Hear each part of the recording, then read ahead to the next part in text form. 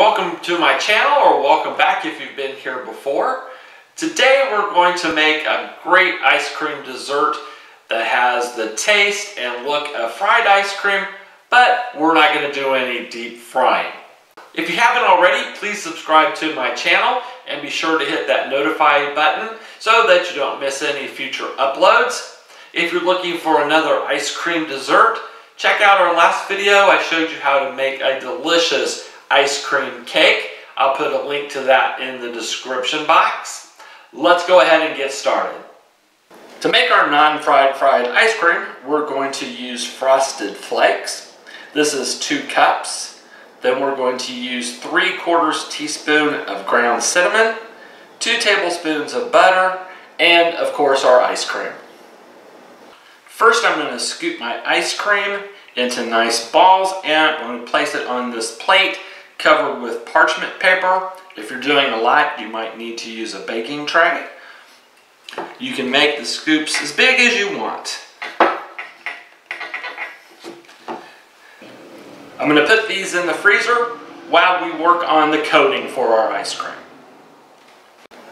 I placed my cornflakes and cinnamon in a Ziploc bag, and I'm going to just shake it up really good. Then I'm going to use a rolling pin and we're going to break up our Frosted Flakes into small pieces.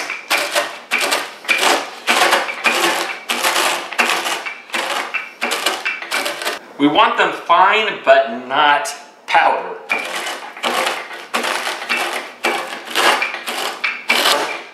I've melted my butter and I'm going to pour a little bit at a time into my baggie.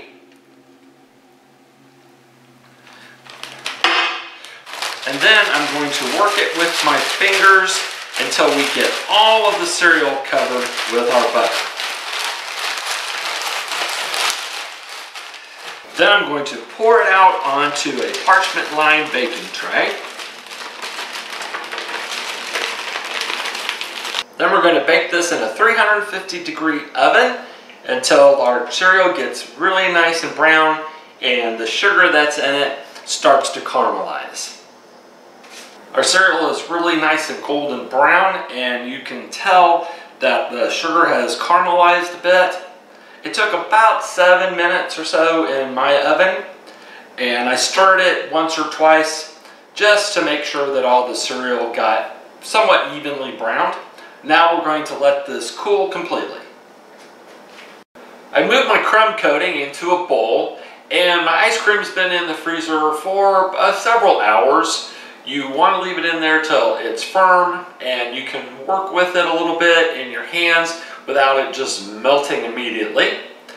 And now we're going to take our ice cream scoops and put it into this bowl of crumbs, and we're going to use our hands and press the crumbs into the ice cream.